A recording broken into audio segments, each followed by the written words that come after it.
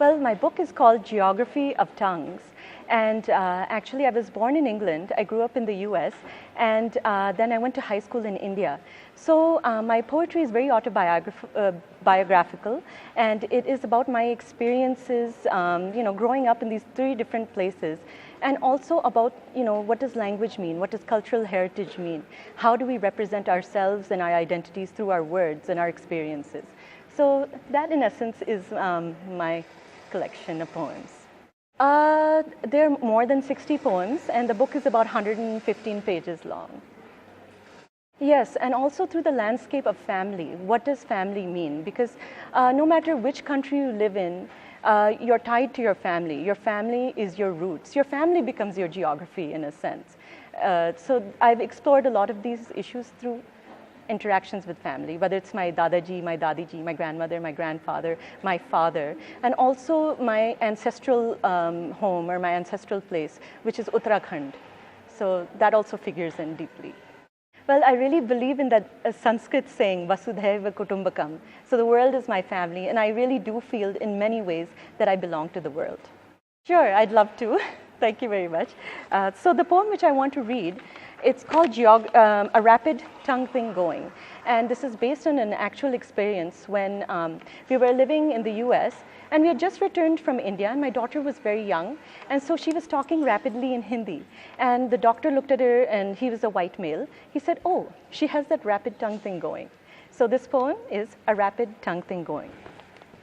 Dear Mr. White Male Caucasian Pediatrician, flattening my daughter's tongue and peering down her throat while remarking, "She has that rapid tongue thing going."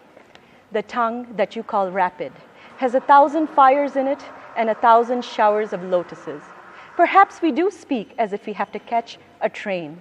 Each word is poised at an overcrowded station on our tongues, bound for India and back within milliseconds.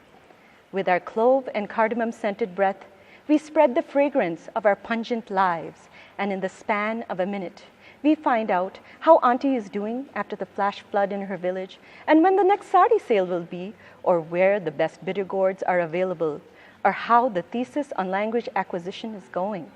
A rapid tongue can trace the world in one lick with the force of a ghost chili kick. So next time, please don't ask me why we talk so quickly, so harshly, so loudly, unless you want to ask nicely. I would say it's been a period of 10 years on and off because, I've been at home with my children and I wanted to spend time with my family. They needed me, but on the side, I would keep on writing. And I'm trained as a creative writer. I have my degrees in creative writing from the US, but I've been writing poetry since I was a child. So it's been more or less a lifelong thing for me.